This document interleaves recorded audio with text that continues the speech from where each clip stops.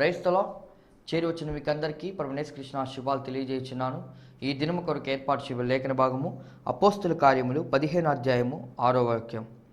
అప్పుడు అపోస్తులను పెద్దలను ఈ సంగతిని గూర్చి ఆలోచించుటకు కూడి వచ్చిరి. బహుత్కారము జరిగిన తరువాత పేతురు లేచి వారితో ఇట్లా నేను ప్రైజ్ ద లార్డ్. దేవునికి స్తోత్రం. హల్లెలూయా, హల్లెలూయా, స్తోత్రం. మన ప్రభువును ప్రియరక్షకుడైనటువంటి నజరేయుడైన యేసుక్రీస్తు దివ్యనామంలో శాంతి టీవీలో ప్రసారం అవుతున్నటువంటి ఆయన హెచ్చవలసి ఉన్నది, హీ మస్ట్ ఇంక్రీజ్ అనేటువంటి అనుదిన ఆత్మీయ కార్యక్రమ వీక్షకులైన మీ అందరికీ, ఆత్మీయ బంధువులైన మీ అందరికీ నా హృదయపు లోతులో నుంచి ప్రత్యేకమైనటువంటి వందనాలు, శుభాలు తెలియజేస్తున్నాను. హల్లెలూయా, హల్లెలూయా, స్తోత్రం. మీరందరూ క్షేమంగా ఉన్నారని నేను భావిస్తున్నాను. డిసెంబర్ నెలలో ఉన్నాం, హడావిడి ఇక క్రిస్మస్ రోజుల్లో ఉన్నాం కనుక మనం ఎంతో హడావిడిలో ఉన్నాం. అంటే మనందరం అనే ఉద్దేశంతో కాదు. ఈ సంవత్సరం క్రిస్మస్ సెలబ్రేషన్స్ చేసుకోకూడదు అనేటువంటి ఉద్దేశంలో బెత్లెహేములో తీర్మానం తీసుకున్నట్లుగా నేను న్యూస్ పేపర్స్లో చూశాను. కారణం ఏంటంటే యుద్ధం జరుగుతుంది ఇజ్రాయెల్ దేశానికి, లేకపోతే పాలస్తీనా వారికి, లేకపోతే హమస్ వారు చేస్తున్నట్టు యుద్ధాన్ని బట్టి అలా తీర్మానం తీసుకున్నారు. మన దేశంలో ఉత్తరప్రదేశ్లోనే ఎక్కడో మరి క్రిస్మస్ సెలబ్రేషన్స్ చేయకూడదు అనేటువంటి ఒక నిషేధం రాష్ట్ర ప్రభుత్వం, స్థానిక రాష్ట్ర ప్రభుత్వం నిషేధం విధించిందని, ఆంక్షలు విధించిందని వార్తలు వస్తున్నాయి. కాబట్టి ఇలాగైతే మనం సెలబ్రేషన్స్ చేయకపోతే ఎలాగా? సెలబ్రేషన్ చేయాలని రూల్ ఏం లేదు, సెలబ్రేషన్ చేస్తున్నారు, సెలబ్రేషన్ అడ్డుకుంటున్నారు. కానీ మన ప్రార్థనను, మనకు దేవునికి ఉన్న సంబంధాన్ని ఎవరు అడ్డుకోలేరు, మన వాక్య ధ్యానాన్ని ఎవరు అడ్డుకోలేరు. కాబట్టి మనం అర్థం చేసుకోవాల్సిన విషయం, ప్రాబ్లమ్స్ వస్తాయి. ఒకవేళ వచ్చే సంవత్సరం ఆంధ్రప్రదేశ్లో అటువంటి పరిస్థితి ఏర్పడవచ్చేమో, ఏర్పడదు అని మనం బల్లగుద్ది చెప్పలేము. ఒకవేళ ఏర్పడిందే అనుకుందాం, సో నో ప్రాబ్లం. అయితే ఏంటి, మనకు నష్టం ఏంటి? We are not the people of celebration, we are the people of Christ. సెలబ్రేషన్కు సంబంధించినటువంటి ఉత్సవాలు, ఆచారాలకు సంబంధించిన ప్రజలం కాదు, మనం క్రీస్తుకు సంబంధించిన ప్రజలం. ఆయనలో ఎంజాయ్ చేస్తాం. క్రీస్తు ప్రేమ నుండి మనల్ని ఎడబాపు వాడెవడు అనగా మనల్ని సపరేట్ చేసేది ఎవరు? ఈ ఆత్మీయ అనుభవాల నుంచి మనల్ని విడదీసి దూరం చేసి గవర్నమెంట్ ఆర్డర్స్ ఇచ్చి పలాని ఆర్డర్ అధిగమిస్తే పలాని సెక్షన్ ప్రకారం మేము అరెస్ట్ చేస్తాం అని ఎన్ని రూల్స్ పెట్టినా కానీ మనం ప్రభుతో ఆ స్పిరిచువల్ రిలేషన్షిప్ని మనం ఎంజాయ్ చేస్తూ ఉంటాం. రాజశాసనం వెలువడి ఉండగా, బయలుపరచబడి ఉండగా, రాజు ఒక శాసనాన్ని చెప్పి ఉండగా, అది తెలుసు దానియేలుకు కూడా. దానియేలు కొరకే సృష్టించిన శాసనం, దానియేలుని ఎలాగైనా చిక్కులో పెట్టడం కోసం చేసిన శాసనం. విన్నాడు, నో ప్రాబ్లం, అతన్ని బాధించలేదు ఆ విషయం. తాను యథావిధిగా ఇంతకుముందు ఎలా చేస్తున్నాడు, నిన్న ఎలా చేశాడో, మొన్న ఎలా చేశాడో, ఇంత బబులోను దేశముకు వచ్చిన దగ్గర నుంచి ఎలా చేశాడో ఇప్పుడు అదే విధంగా దాన్ని కంటిన్యూ చేస్తున్నాడు, దాన్ని స్టాప్ చేయలేదు. యెరూషలేము ఎక్కడో దూరంగా ఉంది, అయినప్పటికీ ఆ డైరెక్షన్లో తన కిటికీ తలుపులు తెరిచి, కిటికీ తలుపులను మూసుకొని బెడ్రూమ్లో లైట్లను ఆపేసుకొని ప్రశాంతంగా కూర్చొని ప్రార్థన చేసుకుంటున్నాడు. అది కాదు. ఎందుకు చేస్తున్నాడంటే శాసనాలు ఉంటే ఉన్నాయి, స్థానిక ప్రభుత్వ శాసనాలు ఉన్నాయి, కానీ స్వర్గపు శాసనాన్ని మనం నిర్లక్ష్యం చేయకూడదు కదా అనే భావనతో అలా బిహేవ్ చేశాడు. దానివల్ల ఏం జరిగింది, పర్యవసనాలు ఏమిటో, కాన్సిక్వెన్సెస్ ఏంటో మనకు తెలుసు. తాత్కాలికమైన శ్రమలు కలిగిన విజయం మాత్రం మనదే, శాశ్వతమైన విజయం మాత్రం మనదే, విజయం మాత్రం దేవుని బిడ్డలదే అనే సంగతిని మీకు గుర్తు చేస్తున్నాను. దేవుని స్తోత్రం, హల్లెలూయా, స్తోత్రం. ఈ కార్యక్రమాన్ని ఎవరైనా మొట్టమొదటిసారిగా చూస్తున్నట్లయితే వారిని ప్రేమపూర్వకంగా ఆహ్వానం పలుకుతున్నాం. యూట్యూబ్లో నుంచి లేకపోతే టీవీ సెట్ల ద్వారా చూస్తున్నవారు కొంతమంది, గత వారంలో మా స్థానిక సంఘంలో మందిరంలో మీటింగ్ ఏర్పాటు చేసాం, ఒక పాస్టర్స్ మీటింగ్. చెన్నై నుంచి పాస్టర్ జీకే ఇవాన్స్ గారు అనేటువంటి దేవజనులు వచ్చారు. వారు వచ్చినప్పుడు ఏర్పాటు చేయబడిన పాస్టర్స్ మీటింగ్లో ఇంచుమించు 60 మంది వరకు వచ్చారు. అందులో ఒక పాస్టర్ గారు, మిమ్మల్ని రోజు టీవీలో చూస్తుంటానండి అని చెప్పారు. దేవుని స్తోత్రం. అదే సమయంలో ఈ మధ్య కాలంలో నేను ఒకరికి ఫోన్ చేసినప్పుడు వాళ్ళు చెప్పిన మాట, అవునా మీరు టీవీలో ప్రోగ్రామ్ ఇస్తున్న సంగతి 4 సంవత్సరాలుగా టెలికాస్ట్ అవుతున్నప్పటికీ మన ప్రోగ్రాం గురించి తెలియని వాళ్ళు ఉన్నారు. కానీ దీనికి ప్రమోషన్ అవసరం. దానికోసం ప్రమోషనల్ పర్సన్స్ని మనం నియమిస్తామని కాదు. దేవుని వాక్యం వెళ్ళాలి, దేవుని వాక్యం ప్రచురించబడాలి, దేవుని వాక్యం అనేకులను టచ్ చేయాలి. కాబట్టి దయచేసి మీరు చూస్తున్నవారు, యూట్యూబ్లో చూస్తున్నవారు ఈ లింక్స్ని మీరు ఫార్వర్డ్ చేయాల్సిందిగా కోరుతున్నాం. ప్రజలు సబ్స్క్రైబ్ చేయడానికి వాళ్ళని ప్రోత్సహించాల్సిందిగా కోరుతున్నాం. జిఎంసి సంతోష్ నెల్లూరు అనే ఛానల్ సబ్స్క్రైబ్ చేసుకోండి. ప్రతి ఆదివారము మా స్థానిక మందిరంలో నేను ఇచ్చేటువంటి సందేశాన్ని హీ మస్ట్ ఇంక్రీజ్ అనేటువంటి ఫేస్బుక్ ఐడి కానీ వెళ్ళి దాని ఫ్రెండ్ రిక్వెస్ట్ పంపిస్తే యాక్సెప్ట్ చేయబడి తర్వాత ఆ లింక్స్ అన్నీ మీరు పొందుకోవచ్చు. చాలా లింక్స్ ఉన్నాయి, అందులో చాలా మెసేజ్, ఓల్డ్ మెసేజ్ అన్నీ ఉన్నాయి. కాబట్టి ఈ సందేశాలన్నీ విని ఆత్మీయంగా దీవించబడవచ్చు. కాబట్టి మీరు ఆత్మీయంగా ఎదగడానికి అలనాడు యోసేపు ధాన్యాన్ని సేకరించి పెట్టినట్టుగా దేవుజనుడిగా నేను ఆత్మీయ ధాన్యాన్ని సేకరించి పెడుతున్నాను. అది ఫేస్బుక్లోను, ఇంటర్నెట్లోను, యూట్యూబ్లోను అందుబాటులో ఉంది కనుక దాన్ని మీరు వినియోగించుకోవచ్చు, అనగా వినొచ్చు. దేవుని స్తోత్రం, హల్లెలూయా, స్తోత్రం. ఈ సమయంలో మనం చిన్న ప్రార్థన చేసుకుందాం. ప్రార్థన చేసుకునే కార్యక్రమంలో ముందుకు సాగుదాం. చిన్న ప్రార్థన మీరు దయచేసి ఏకీభవించండి. చివరన ఏకీభవించామనడానికి గుర్తుగా ఆమెను పలకాల్సిందిగా కోరుతున్నాం. అలా పలకమని పలికించమని బైబిల్లో ఎక్కడుందని మన దయచేసి అడగొద్దు, రెఫరెన్స్ చెప్పమని అడగొద్దు. స్తోత్రం. రండి చిన్న ప్రార్థన చేసుకుందాం. ప్రార్థన. పరిశుద్ధమైన మా దేవా, మీకు వందనాలు చెల్లిస్తున్నాం. మాకిచ్చినటువంటి ఈ మంచి దినము కొరకే మీకు వందనాలు. ఈ మంచి ఛానల్ కొరకు, మంచి దేశం కొరకు, మాకివ్వబోతున్నట్టు మంచి సందేశము కొరకే మీకు వందనం చేస్తున్నాం. మాకిచ్చిన మంచి వాక్యము కొరకే, పరిశుద్ధ గ్రంథము కొరకే మీకు వందనాలు చేస్తున్నాం. ఈ సమయంలోనైనా మీ ప్రజలు కొంతమంది వాక్యం కోసం ఎదురు చూస్తున్నారు. వారితో మీరు మాట్లాడండి. నేను వారు వినున్నట్లుగా ఏదో మాట్లాడినప్పటికీ కూడా కార్యము జరిగించేది మీరే కనుక ఒక గెస్ట్ అన్నట్టుగా నేను ఇక్కడ నిలబడ్డాను. ఒక దాసునిగా నేను ఇక్కడ నిలబడ్డాను. ఒక పాత్రగా నిలబడ్డాను.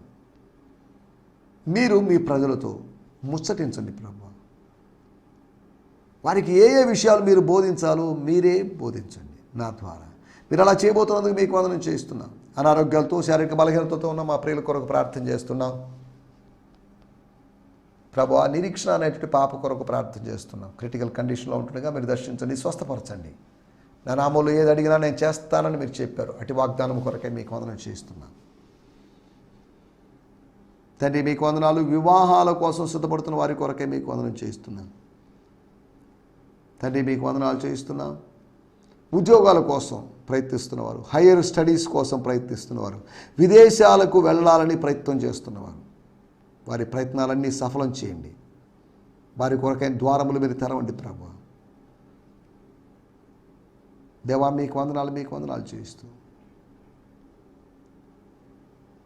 యేసుక్రీస్తు నామములోనే ప్రార్థించగలుగుతున్నాం పరమ తండ్రి. ఆమేన్, ఆమేన్, ఆమేన్. దేవుని స్తోత్రం. మీ అందరికీ వందనాలండి. మీ ప్రార్థనా విషయాలు దయచేసి పంపించండి. నా 2 వాట్సాప్ నంబర్లు ఉన్నాయి. అంతేకాకుండా నా ఈమెయిల్ ఐడి ఉంది, gfihmi2015@gmail.com అనేటువంటి ఐడికి మీరు మీ ప్రేయర్ రిక్వెస్ట్లు తెలుగు కానీ ఇంగ్లీష్ కానీ ఏదైనా మీరు పంపించవచ్చు. దేవుని స్తోత్రం. ఈ సమయంలో నిన్నటి ఎపిసోడ్లో మనం ఆలోచించిన విషయాలు నకిలీ విశ్వాసులు, ఫాల్స్ బిలీవర్స్. ఇంచుమించు వాళ్ళ అవిశ్వాసులతో సమానమే. వాళ్ళ ద్వారా మనకు సమస్యలే. వాళ్ళు వాదించలేకపోయారని, వారు వివరించలేకపోయారని, అంతేకాకుండా వారు విడిచిపెట్టలేకపోయారని, పాత మతాన్ని, ప్రాచీన మతాన్ని, పాత స్వభావాన్ని అంటిపెట్టుకొని ఉన్నారని, విడిచిపెట్టవలసిన వాటిని విడిచిపెట్టలేదని, విడిచిపెడితే వాళ్ళు వర్ధిల్లుతారనేటువంటి విషయాన్ని మనం జ్ఞాపకం చేసుకున్నాం. 4వదిగా వాళ్ళు విస్మరించారని, మర్చిపోయారని, ఒక సత్యానికి సముఖత కాకుండా విముఖత చూపించారని, వాళ్ళ పాపము క్షమించబడింది, యేసు నామములో వారి పాపం క్షమించబడిందని. యేసు ప్రభు మత్తయి సువార్త 9వ అధ్యాయంలో అన్నాడు, నా కుమారుడా నీ పాపాలు క్షమించబడ్డాయి. My son your sins were forgiven. నీ పాపాలు క్షమించబడ్డాయి. ప్రభు మనతో చెప్పే మాట, your sins were forgiven. As I paid the price on the cross, the precious blood on the cross, as the price or as the ransom, విమోచన క్రయధనముగా రక్తాన్ని కార్చడాన్ని బట్టి మానవాళికి ఇస్తున్నట్టు క్షమాపణ కొరకే మీకు వందనం చేస్తున్నా. దేవుని స్తోత్రం. హల్లెలూయా. మనము నకిలీ విశ్వాసం నుంచి దూరంగా ఉండాలి. నకిలీ నిజము ఇద్దరు కలిసి ఉన్నారు. గోధుమలు గురుగులు కలిసి ఉన్నాయి. కొత్తగా వచ్చినట్టు వ్యవసాయకుడి కల బై మిస్టేక్ గురుగులను పెరకాల్సింది పోయి గోధుమ మొక్కల్ని పెరికేసి అనుకుని దానివల్ల నష్టం వస్తుంది.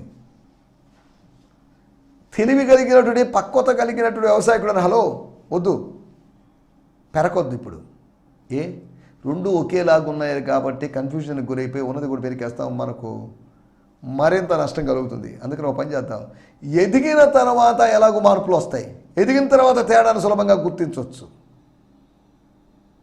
కాబట్టి అప్పుడు పెరికేద్దాం. అప్పుడు పెరికేయడం మాత్రమే కాకుండా కట్టగా కట్టి కాల్చి పడేద్దాం. దానికి సంబంధించిన అంశాలేవి భూమిలో లేకుండా చేద్దాం. అయినా నేను నిద్రపోయాను, నేను పొరపాటు చేశాను, వ్యవసాయకుడి యొక్క ఒప్పుకోవాలనుకుందాం.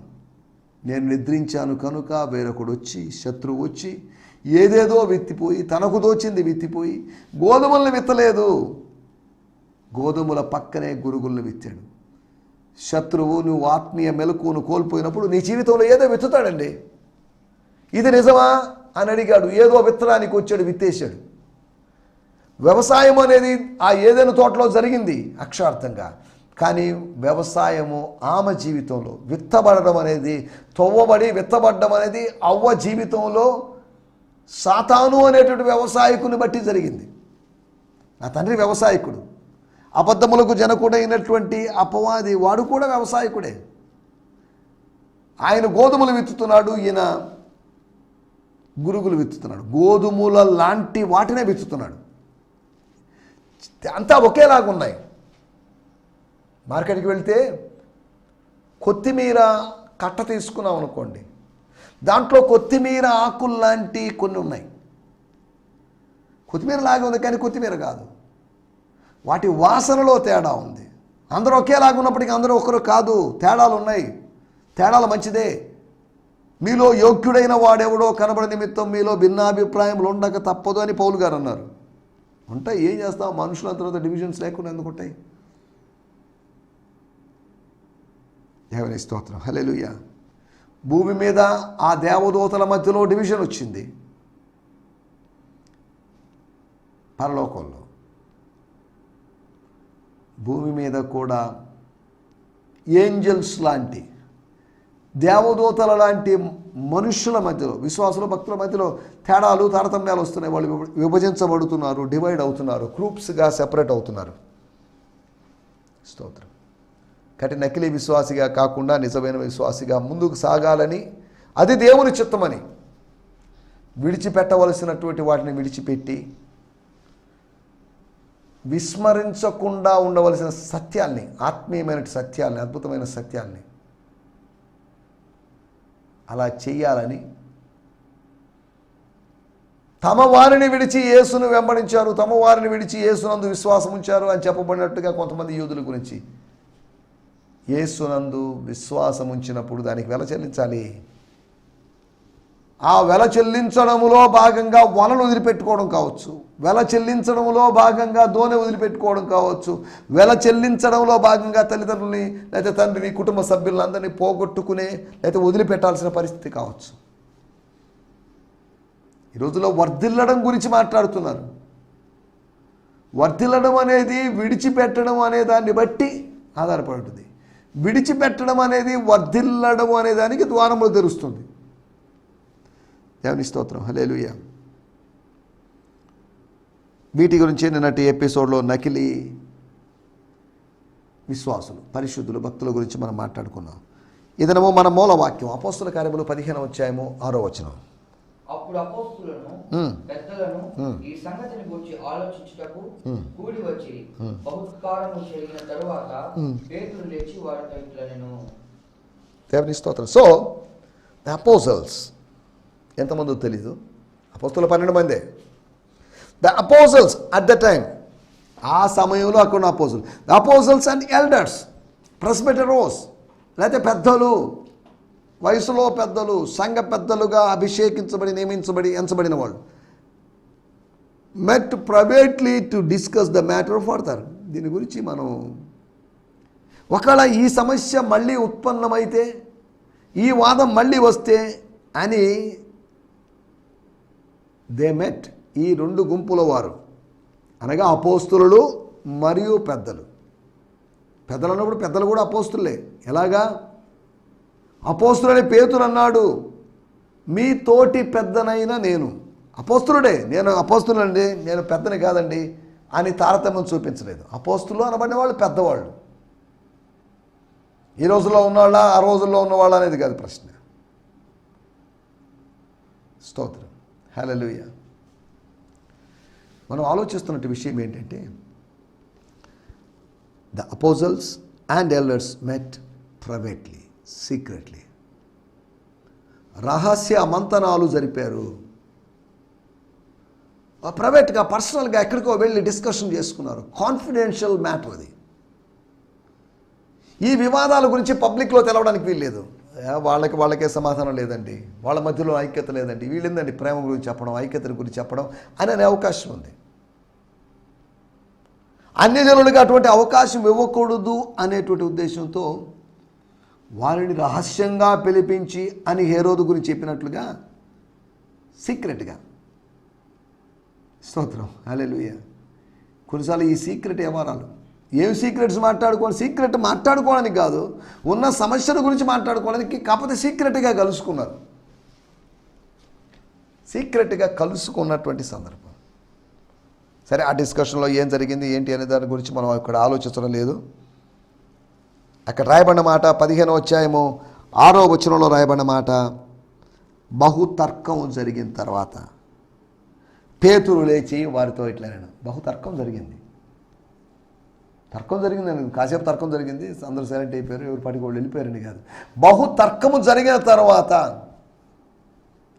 తర్కము ఆగిన తర్వాత, అనగా ఆ తుఫాను ఆగిన తర్వాత, లేకపోతే తుఫానుకు ముందు ప్రశాంతత అయినా, తుఫాను తర్వాత ఉన్నటువంటి ప్రశాంతత అయినా, ఇంకా చెప్పాలంటే వాన వెలిసిన తర్వాత, ఈ తర్కపు వాన వెలిసిన తర్వాత, తర్కపు తొలకరి వాన వెలిసిన తర్వాత దేవుడు తన సేవకుడైనటువంటి తన దాసుని ద్వారా వినిపించిన మాటలు కడవరి వానలాగా అవి వినపడ్డాయి. ఈ తర్కాలు, బహుతర్కాలు అవి ఫార్మర్ రైన్, తర్వాత వచ్చేవి లాటర్ రైన్. సరే, దేవుని స్తోత్రం, హల్లెలూయా. మనం ఇక్కడ ఆలోచిస్తున్న విషయం, పేతురు లేచి వారితో ఇట్లనేను. నాకెందుకండి ఈ డిస్కషన్స్, ఈ తలకాయ నొప్పులు? ఈ ఇష్యూని రేస్ చేసి పెద్దది చేసినట్టు పౌలు, బర్నబా కదా, వాళ్ళు మాట్లాడుకుంటారు, నాకెందుకండి అని అనుకోలేదు. ఎస్కేపిస్ట్గా మారలేదు పేతురు లేచాడు. అక్షార్థంగా లేచి కుర్చీ నుంచి లేచాడని కాదు, మన టైటిల్ లేవడం, rising. We should rise to the situations. ఇప్పుడు నువ్వు కాకపోతే ఎవరు లేస్తారు, నువ్వు కాకపోతే ఎవరిస్తారు, నువ్వు కాకపోతే ఎవరు ప్రకటిస్తారు, నువ్వు కాకుండా ఉంటే ఎవరు ముందుకు సాగుతారు, నీ స్థానిక సంఘానికి నువ్వు కాకపోతే ఎవరు చేయూతనిస్తారు? నువ్వు చేయాల్సిన పని ఇది సమయము. ఇప్పుడు కాదులే, నిదానంగా ఆలోచిద్దాం, నా అప్పులు తీరిన తర్వాత ఆలోచిద్దాం, కూతుర్లు పెళ్ళి అయిపోయిన తర్వాత ఆలోచిద్దాం. No, this is the time to think about your responsibility. నీకు అప్పగించబడిన బాధ్యత ఏంటో గుర్తించాల్సినటువంటి సమయం. పేతురు లేచాడు, ఎవరు లేపలేదు, లేవలేకే కింద పడ్డాడని కాదు, అతను లేచాడు. He stood against the situations. పరిస్థితులు ఎన్నో తారుమారుగా ఉండొచ్చు, అయినప్పటికీ కూడా మనం నిలబడాల్సినటువంటి అవసరం, లేవాల్సినటువంటి అవసరం ఉంది. దేవుని స్తోత్రం. 4 విషయాలు మీకు త్వరగా జ్ఞాపకం చేస్తాను. పేతురు లేచిన సందర్భాలు చదవండి.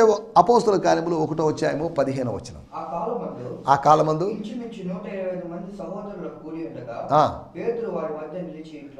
పేతురు వారి మధ్యలో నిలిచి ఇట్లనెను. చెప్పాడు, ఏదో మెసేజ్ ఇచ్చాడు. 12వ వ్యక్తి కనిపించడం, 12th మ్యాన్ నాకు కనిపించడం లేదు, 12th మ్యాన్ని మనం ఫైండ్ అవుట్ చేయాలి, అపాయింట్ చేయాలి అని ఏదో మాట్లాడుకున్నారు, చీట్లు వేసుకున్నారు. అతను దానికి న్యాయం చేశాడా లేదా చేకూర్చాడా లేదా అనేది కూడా మనం ఆలోచించడం లేదు. స్తోత్రం. పేతురు లేచాడు. అందరూ ఎవరి పాటికి వాళ్ళు ప్రార్థన చేస్తున్నారు, ఎవరి ధోరణిలో వాళ్ళు ప్రార్థన చేసుకుంటున్నారు, ఎవరికి నచ్చిన విధంగా వాళ్ళు ప్రార్థన చేసుకుంటున్నారు. ఈ ప్రార్థన ఎంతసేపు కొనసాగుతుందో తెలియదు. ఆ కొనసాగుతున్నట్టు ప్రార్థన ఆపేసి హలో ఎక్స్క్యూజ్ మీ ఒక్క నిమిషం ప్లీజ్ అన్నట్లుగా, సైలెన్స్ ప్లీజ్ అని స్కూల్లో టీచర్ అన్నట్టుగా ఉన్నాడు. ఒక్క నిమిషం, నాకు ఒక రివిలేషన్ కలిగింది, నాకు కీర్తన గ్రంథంలో ఏవో మాటలు గుర్తొస్తున్నాయి. స్తోత్రం. కాబట్టి నేను కొన్ని విషయాలు మాట్లాడాలి అని షార్ట్ టైంలో ఒక మెసేజ్ ఇచ్చాడు. ఆ ప్రవచనానికి వ్యాఖ్యానాన్ని ఇచ్చి ప్రవచనాన్ని అన్వయింపజేసుకొని ఇప్పుడు ఆయన చెప్పినట్లు మాట. స్తోత్రం. పేతురు లేచాడండి. అది మనం గమనించాలి. పరిచయులు లేచారు, కొంతమంది లేస్తున్నారు, మనకు విరోధముగా కొంతమంది లేస్తున్నారు. పేతురు లేచాడు. ఒకటి, ఆయన అవసరతను గుర్తించి లేచాడు.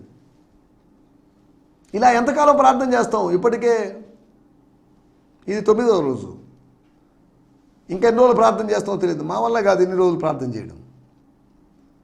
ఇన్ని రోజులు సేవ చేయమంటే చేస్తాం, గ్రామాలకు వెళ్ళమంటే వెళ్తాం, యేసునామంలో చేస్తాం. కానీ మేము ఇన్ని రోజులు ఎదురు చూడలేము ఈ శక్తి కోసం. సారీ, మాకు అవసరం లేదులేండి ఈ శక్తి అన్నట్టుగా వాళ్ళు బిహేవ్ చేశారు. అటువంటి సిచ్యువేషన్లో ఒక గ్యాప్ ఏర్పడింది. ఆ గ్యాప్లో పేతురు లేచి నిలబడ్డాడు. అవసరతను గుర్తించి పేతురులాగా లేవడం మనం నేర్చుకోవాలి. రెండో విషయాన్ని నేను మీకు జ్ఞాపకం చేస్తాను. 2వ అధ్యాయం అపోస్తలుల కార్యములు 14వ వచనం. అయితే పేతురు ఆ బోధనకులతో కూడా లేచి నిలిచి బిగ్గరగా వారితో ఇట్లా నేను స్తోత్రం. చాలండి. 11 మందితో సహా లేచి, అనగా 11 మందిని కూడా లేపి, లేచిన వాడు ఇతరులు లేపగలడు, పడిపోయిన వాడు మరి కొంతమందిని పడేయగలడేమో. ఇతను లేచాడు. దేనికి లేవాల్సిన సందర్భం ఏంటి? అవసరత ఏంటి? ఎవరి పాటికి వాళ్ళు ఆరాధన చేసుకుంటా ఉంటే కాదు. ఎక్కడో ఒక నెగటివ్ వాయిస్ విన్నాడు, ఒక చెడు ప్రచారాన్ని గురించి విన్నాడు, తప్పుగా మాట్లాడుకోవడానికి గురించి విన్నాడు, అపార్థం చేసుకోవడం గురించి విన్నాడు. హలో బ్రదర్స్, ఉండండి అక్కడ. ఏం మాట్లాడుతున్నారు మీరు? కొత్త మద్యం తాగారా? ఎవరు తాగారండి? మేము ఇక్కడ వచ్చి 9వ రోజుతో ఇది 10వ రోజు ప్రార్థన చేసుకుంటా ఉంటే కొత్త మద్యంతో నింపబడ్డారండి. వెరీ మాటలేంటి? ఒకవేళ మేము కొత్త మద్యంతో నింపబడ్డాం అనుకుంటే మీరు మాత్రం కొత్త దురాత్మతో నింపబడ్డట్టున్నారు అన్నట్టుగా ఆయన మాట్లాడాడు. అలా లేదులేండి, మీకు అర్థం కావాలని చెప్తున్నాను. రెండోది, హీ అండర్స్టూడ్ ద మిస్అండర్స్టాండింగ్. అపార్థాన్ని గ్రహించి ఆయన లేచాడు. ఒకటి, అవసరతను గుర్తించి లేచాడు పేతురు 1వ అధ్యాయంలో. రెండవది, అతను చేసిన పని అపార్థాన్ని గ్రహించాడు. ఎవరో ఏదో మాట్లాడుకుంటుంటే మనలో కొంతమంది దానికి కౌంటర్ వేయచ్చు. అదేంటి అలా ఎందుకు మాట్లాడు, ఇలా ఎందుకు మాట్లాడు అని. కానీ ఇక్కడ రాయబడిన మాటలు చూడండి. వాడెవడో పనికి మాలోడు ఏదో అనుకుంటున్నాడని అతను మూగవాడిగా ఉండలేదు పేతురు లేచి మాట్లాడాడు. బాబు, ఈ విమర్శకులారా, క్రిటిక్స్, యోవేలు గ్రంథం చదివారా అన్నట్టుగా. స్తోత్రం. హల్లెలూయా. అపార్థాన్ని గ్రహించి మనం లేవాల్సిన అవసరం ఉంది. 4వ విషయాన్ని నేను మీకు జ్ఞాపకం చేస్తాను. అపోస్తలుల కార్యములు 10వ అధ్యాయము 20వ వచనం. నీవు లేయి, పడి ఉన్న స్థితిలో ఉన్నావు, లేచి కిందకు దిగి, మిద్దె మీదే ఉన్నావు, మిద్దె మీద పడిపోయిన స్థితిలో ఉన్నావు, ఆకలి కొని, ఏంట్రా బాబు ఇంట్లో ఇంకా ఆహారం సిద్ధపరచలేదే, ఇంత లేట్ అయితే ఎలాగా, ఇంత ఆలస్యం ఎలా అయితే ఎలాగా, ఒక అతిథిని కూడా గమనించరా, ఒక గెస్ట్ని కూడా గమనించరా అన్నట్టుగా నువ్వు ఆలోచిస్తున్నావేమో. నువ్వు లేచి కింద few people are waiting for you. మనం కిందకి దిగుదాం, ఒక అంతస్తు దిగుదాం, మన స్థాయి నుంచి మనం దిగుదాం. దిగి మన అవసరత కలిగిన వాళ్ళు కొంతమంది ఉన్నారు, మన కోసం ఎదురు చూస్తున్న కొంతమంది ఉన్నారు. వాళ్ళని కలుసుకుందాం, వాళ్ళ దగ్గరికి వెళ్దాం. స్తోత్రం. హల్లెలూయా. మనం ఆలోచిస్తున్నట్టు విషయం ఏంటంటే, 3వది, ఆత్మకు లోబడి లేవడం. పేతురు జీవితంలో లేచిన అనుభవాల గురించి మనం మాట్లాడు. Rising experiences. 1వ అధ్యాయంలో అవసరతను గుర్తించి, 2వ అధ్యాయంలో అపార్థాన్ని గ్రహించి, 3వ అధ్యాయంలో ఆత్మకు లోబడి. స్తోత్రం. లోబడ్డాడు దేవుని ఆత్మకు, దేవునికి లోబడ్డాడు. స్తోత్రం. దేవుడు గైడెన్స్ ఇస్తున్నాడు. లోబడండి, లోబడండి. లోబడండి అనే మాటకు ఎవరైతే ఒప్పుకుంటారో, సమ్మతిస్తారో, ఎవరైతే లేస్తారో, దేవుని స్తోత్రం, ఆత్మకు లోబడేటువంటి అనుభవం కావాలి. 4వ విషయం నేను చెప్పి ముగిస్తాను. 12వ అధ్యాయము 7. ఇదిగో ప్రభువు దూత అతని దగ్గరకు నిలిచెను. అతనున్న గదిలో వెలుగు ప్రకాశించెను. 11వ వచనంలో రాయబడిన మాట. పేతురుకు తెలివి వచ్చి ప్రభువు తన దూతను పంపి హేరోదు చేతుల నుండి స్తోత్రం. చాలే. అనగా దూత వచ్చిన సంగతి, దూతేనని, ఎవరో జైలు అధికారి వచ్చాడు, మంచోడు ఉన్నట్టున్నాడు. అయినా ఈ అకస్మాత్తుగా అర్ధరాత్రి ఈ వెలుతురేంటి? నిద్రపోయే టైంలో లైట్లు ఆపేసుకొని నిద్రపోతాం. ఏంటిది లైట్? అకస్మాత్తుగా గొప్ప వెలుగేంటి? అకస్మాత్తుగా నీ జీవితంలో అద్భుతాలు జరుగుతాయి, గుర్తుపెట్టుకోవాలి. నువ్వు అనుకున్న సమయంలో కాదు, నువ్వు అనుకున్న దానికన్నా ముందుగా జరగవచ్చు, లేకపోతే అనుకున్న దానికన్నా ఆలస్యంగా జరగవచ్చు, కానీ అద్భుతం జరుగుతుంది. దేవుడు చేస్తాడు అద్భుతం. స్తోత్రం. హల్లెలూయా. 4వ విషయం, అద్భుతాన్ని చూస్తూ అన్నీ మరిచిపోయి, మైమరిచిపోయి, ఇది కళ నిజమా అర్థం కాని పరిస్థితిలో పేతురు లేచినటువంటి సందర్భం. పేతురు లేవలేదు, దేవదూత తట్టి లేపాడు. మనము లేవలేము, కానీ మనం ఎవరికొకరు చేయందిస్తున్నాం, కొద్ది లేపండి అని అన్నట్టుగా మనం కూడా లేవాల్సినటువంటి అవసరం ఉంది. క్రీస్తు నీ మీద ప్రకాశించున్నాడు కనుక లెమ్ము, తేజనిలిము అని యెషయా గ్రంథం 60వ అధ్యాయంలో రాయబడింది. Rise and shine. దేవుని స్తోత్రం. నా మాటలు నేను కూడా ముగిస్తున్నాను. అవసరతను గ్రహించి పేతురు లేచాడు. అపార్థాన్ని ఆయన గ్రహించి ఆయన లేచాడు. 3వదిగా ఆత్మకు లోబడి లేచాడు. లేచి కిందకు వచ్చాడు, పైనే ఉండిపోయాడు కాదు. 4వదిగా అతను అద్భుతాన్ని చూస్తూ నిద్రమత్తులో మగతలో ఉన్నటువంటి ఆ వ్యక్తి ఎవరో లేపారు, లేచాడు. ఎక్కడికి వెళ్ళాలో తెలియదు, కానీ నడిపించబడ్డాడు. ఏం జరుగుతుంది, ఎప్పుడు జరుగుతుంది, ఎలా జరుగుతుందో మనకు తెలియదు, కానీ జరిగిస్తాడు దేవుడు అనే సంగతిని మనం మర్చిపోకూడదు. లేపబడిన 4 సందర్భాలు మీకు జ్ఞాపకం చేశాను. అలా లేపబడి ముందుకు సాగడానికి, దేవుని చేత రేపబడి ముందుకు సాగడానికి ప్రభు మనకు సహాయం చేయనుగాక. ఆమేన్. హల్లెలూయా. ఈ సందేశము మీకు ఆశీర్వాదకరంగా ఉందని నమ్ముచున్నాము. ప్రార్థన అవసరతల కొరకు మమ్మల్ని సంప్రదించవలసిన మా చిరునామా గిద్యోన్ మిషన్ చర్చ్, 6వ వీధి, శాంతినగర్, నెల్లూరు 4, ఆంధ్రప్రదేశ్. పిన్ 524004. మా ఫోన్ నంబర్లు 7036443613, మరి ఒక నంబర్ 9392293010. మా ఈమెయిల్ ఐడి gfihmi2015@gmail.com. దేవుడు మిమ్మును ఆశీర్వదించునుగాక. ఆమేన్.